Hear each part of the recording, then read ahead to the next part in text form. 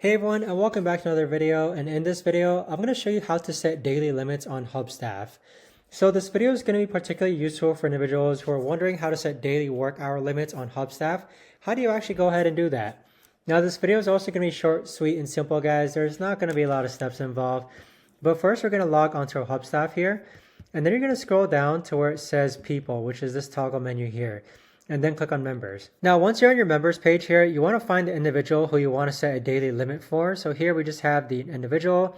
We're going to click on edit this members limits, and then we're going to be redirected to a page that looks like this. Now on this page here, you want to go ahead and scroll down to where it says daily limit, and then you can insert the limit.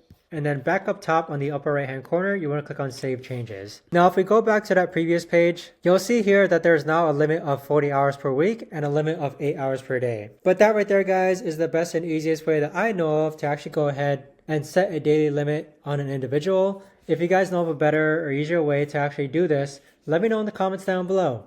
I would love to know. Thanks so much for watching, everyone, and I'll see you guys all in the next video.